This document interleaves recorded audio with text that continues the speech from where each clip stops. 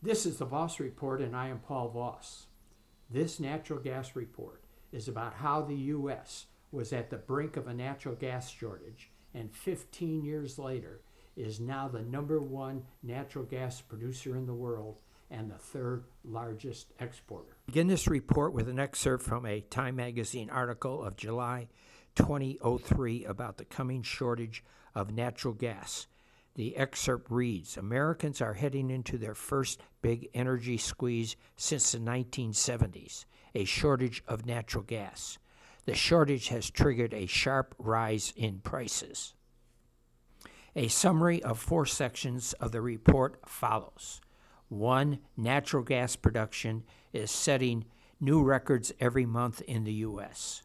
2. In just 15 years, the U.S. went from the brink of being an importer of natural gas to being the #1 producer of natural gas in the world thanks to U.S. technology.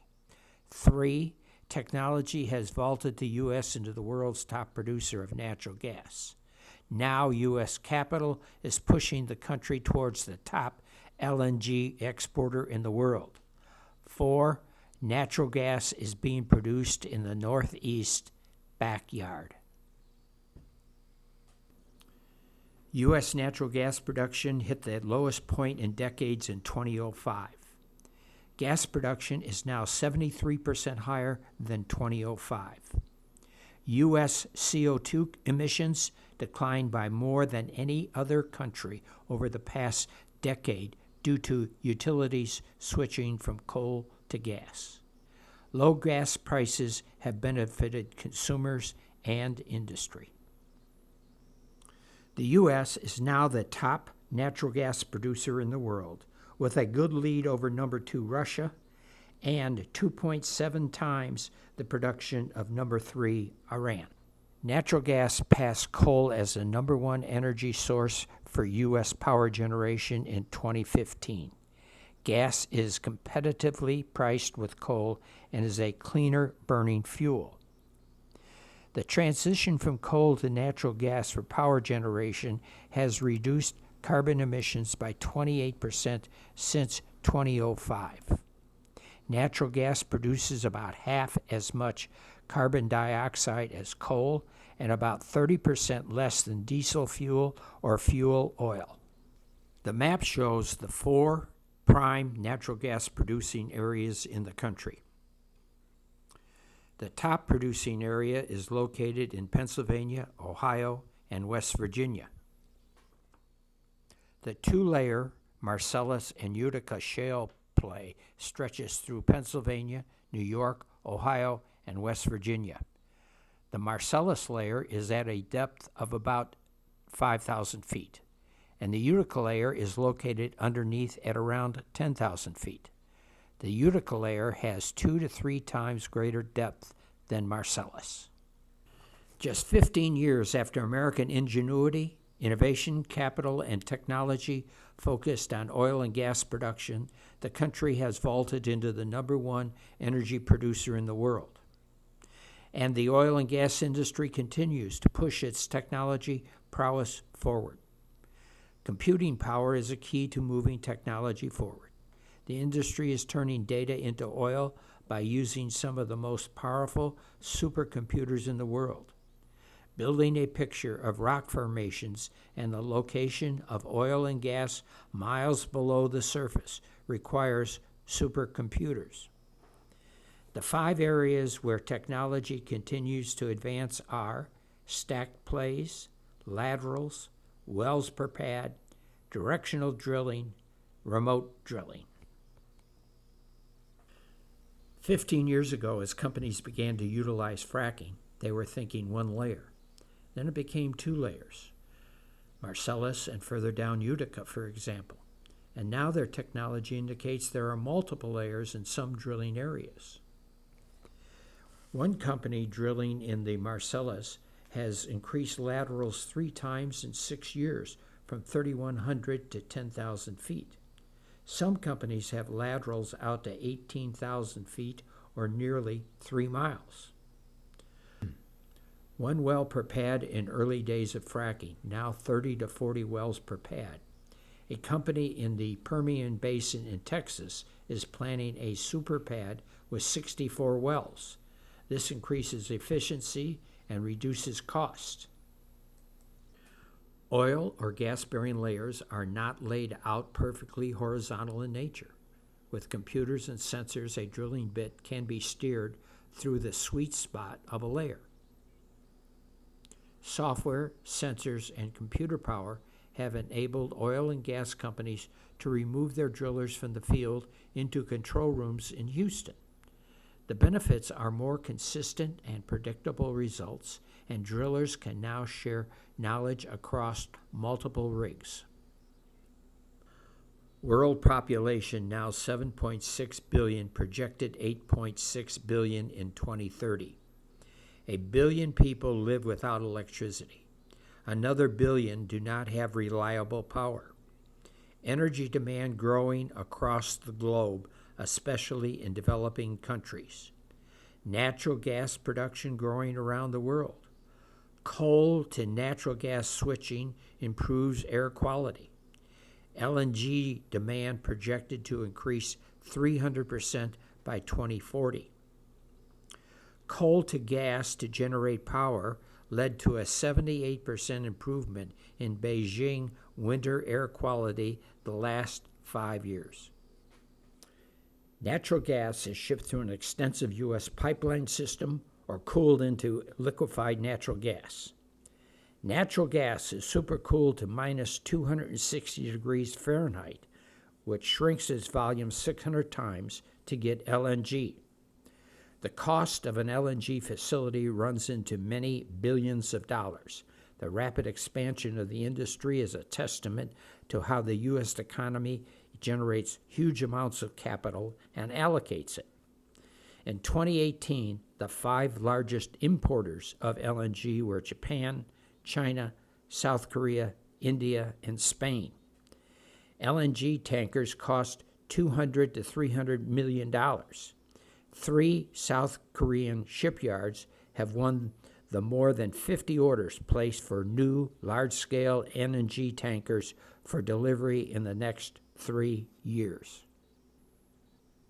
Pictured is the Cheniere LNG export facility in Sabine Pass, Texas. This is the first LNG export plant completed in the U.S., and it shipped its first cargo in February 2016. Capacity of the operation has been expanded since its opening. A partial list of the more than 30 countries U.S. LNG has been shipped to is shown. In July, 10% of U.S. natural gas production was exported, LNG 7%, and nearly 3% to Mexico via pipeline. The 5 principal exporters of LNG in the world are Australia, Qatar, the U.S., Russia, and Malaysia. U.S. exports are setting new records every month as additional LNG capacity comes on stream. A map showing U.S. LNG plants. There are 5 in operation, 4 on the Texas-Louisiana Gulf Coast and 1 in Maryland. 3 additional plants are in various stages of construction. The U.S. is already the 3rd largest LNG exporter in the world, despite having shipped the first cargo a little over 2 years ago. The IEA projects the U.S. to be the top exporter in 2024. A LNG shipping report for 1 week in September shows 12 LNG vessels departed from various facilities, with 4 vessels being loaded. Mexico is a major customer of U.S. natural gas. Mexican demand is being driven by power plant expansion, and natural gas is being delivered via pipelines and LNG.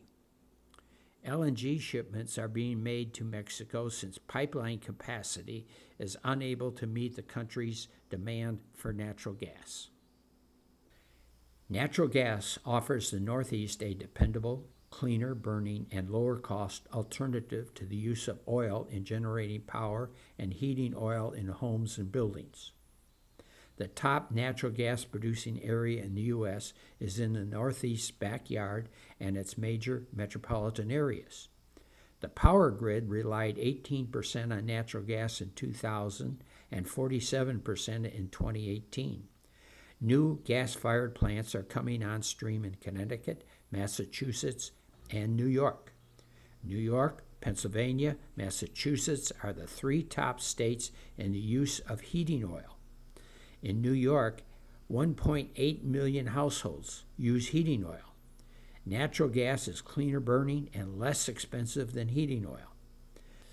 The Marcellus and Utica shale play provide natural gas to the LNG facility at Cove Point, Maryland. Natural gas production is growing in Pennsylvania, Ohio, and West Virginia, and is available to major markets in the Northeast through pipelines. Natural gas production is also providing an economic boost to the area in the form of employment and tax revenue. The respective state treasuries are also reaping millions from drilling activities. Pennsylvania, $252 million estimate for fiscal 2019, $1.7 billion since 2012. Ohio, $60 million in fiscal 2018. West Virginia, $138 million in fiscal 2018, and the state has a budget surplus. Counties where there is gas production are receiving millions in property taxes. The Marcellus and Utica shale play extends into New York. It lays underneath the western part of the state, an area of the state that could use an economic boost. Oil-burning power plants and the major Indian Point nuclear plant are being retired. A major gas-fired power plant is about to be started. New York has reduced carbon emissions by more than 20%, switching from oil and coal to natural gas for power generation since 2005. New York's neighbor to the west, Pennsylvania, has become a major natural gas producer. That same geology lays under New York. Here is how New York has responded to this natural resource.